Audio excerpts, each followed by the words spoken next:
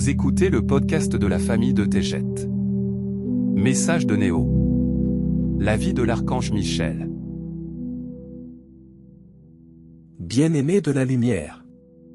Dans ces moments de communication, vous ferez la connaissance de l'archange Michel, de façon renouvelée et fraîche. Les innombrables informations recyclées sur cet archange bien-aimé, sont très loin de la vérité. Débutons par une vue d'ensemble des archanges, de leur raison d'être, et de leur origine. Vous ressentirez leur présence si vous choisissez cette prise de conscience.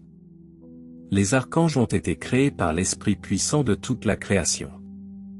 L'ineffable, nommé par tous, a exprimé toute la vie sous de nombreux aspects, alors que les âmes et les formes de vie de la nature et des animaux, abondent à travers les densités et les dimensions. Les Pléiadiens nomment les anges, Fassi. Le nom des archanges, Eva Fassi. Avant leur création en Elohim, chacune de ces âmes magnifiques fit partie de l'esprit de lumière. Les âmes des domaines célestes ont connu leur début sans corps, alors qu'elles se rencontraient dans la fréquence de l'amour à l'unisson. Les fées furent créées avec une expression de magie, de douceur, et de puissance, et furent connues pour leur aide dans toutes les densités à travers les âges. Dépourvus d'ego ou de vanité, inhérents à l'unité, les corps ont été conçus pour exprimer la santé, la vitalité, et la liberté de choix de chacun. Circulant la lumière en eux, chaque âme a choisi l'apparence de sa forme. Le sage Akai et la déesse Aya se sont exprimés par des tonalités et des vibrations, alors qu'ils s'aventuraient dans les éthers de la conscience. Découvrant les étoiles et les planètes, ils ont également rassemblé des âmes, afin qu'elles les accompagnent dans une nouvelle vie. L'une des premières âmes de la création fut l'archange Michel, appelé Michiko, dans les Pléiades. La raison d'être de son âme, était de servir tous les autres, sans avoir besoin d'une planète d'origine. Par l'amour immense et le lien avec celui qui deviendrait le chef de la Fédération Galactique, en tant que sage Akai, l'âme puissante et aimante de l'archange Michel, devint infinie dans sa compréhension de toute la vie. La première amitié connue dans la création, fut celle du sage Akai, et du puissant archange Michel. Ils voyagèrent ensemble, et observèrent l'immensité des éthers du néant, et traversèrent de vastes régions, que l'humanité désignerait comme étant des galaxies. L'immensité de la création devint leur terrain de jeu, alors que des mondes se formaient avec des explosions de beauté.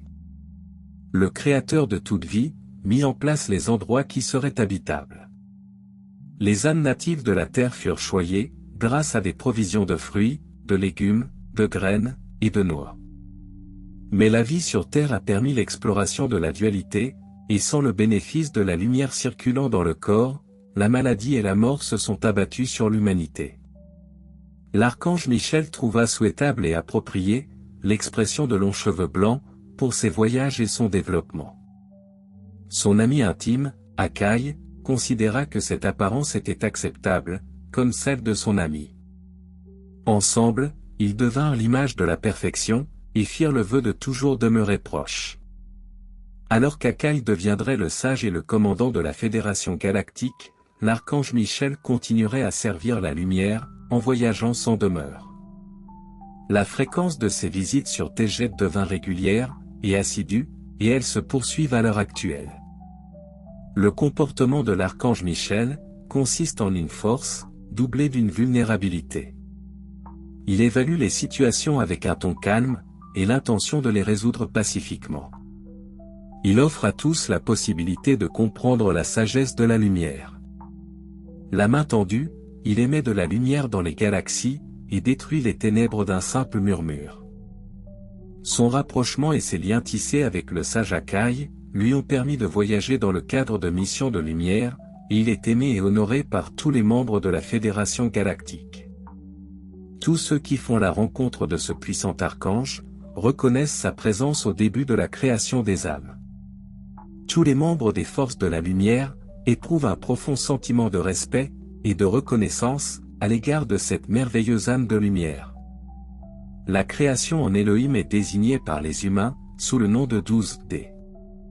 Nous avons souligné à maintes reprises, que la numérotation des emplacements dans votre compréhension, n'est tout simplement pas exacte.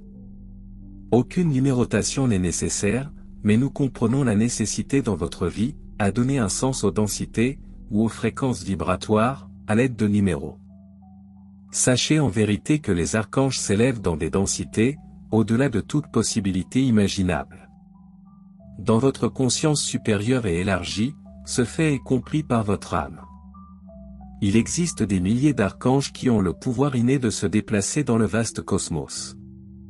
Certains ont choisi de s'incarner sur Terre, afin d'enseigner, de diriger, et de porter assistance à ceux qui sont en péril. Il y a près d'1 million d'archanges invisibles dans votre densité, qui voyagent dans la lumière. Près de 4000 archanges sont actuellement incarnés sur Terre. Ils peuvent atteindre de grandes hauteurs en apparence, ce qui leur est utile lorsqu'ils s'approchent de grands êtres. Mais la plupart des archanges, dans leur état naturel, mesurent approximativement entre 1,88 et 1,93 mètres de hauteur. L'archange Michel porte des vêtements de couleur bleu argenté. Lorsqu'il visite Tejet, il aime porter des hauts et des pantalons amples, comme ceux portés par de nombreux Pléiadiens. Lorsqu'il voyage avec le sage Akai, il porte des robes argentées, avec un médaillon en cristal de quartz, ayant la forme d'une explosion de lumière, éclatant en toutes directions. Il a choisi cette expression artistique, pour représenter sa propre création, et sa raison d'être. Sa conscience est remplie d'amour, et son essence sacrée est ouverte à tous, offrant de profondes fréquences de réconfort. Il y a de trop nombreuses âmes qui recherchent la renommée, en prétendant canaliser les paroles de l'archange Michel. Il ne permet pas la canalisation, car l'esprit n'agit pas sur commande. Mais ses connexions sont absolues, avec des fréquences de sentiments de compassion, d'empathie, et de vagues de guérison. L'archange Michel a choisi de ne pas s'incarner sur Terre.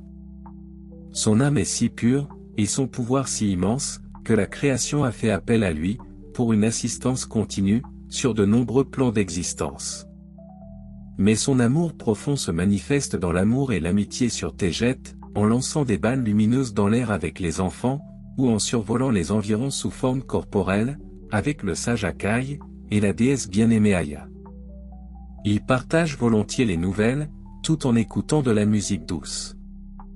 Il est considéré comme un membre de la famille, par ceux qui l'ont aimé dès sa création. Vous rencontrerez cette magnifique âme de paix, lors de votre passage à Chine, en retrouvant votre conscience supérieure. L'amour ressenti en ce moment de la part du grand archange Michel, est enveloppé de la lumière de toute la création. En effet, vous êtes aimé par une telle majesté. Eneki Mea. Je vous aime tellement. Néo.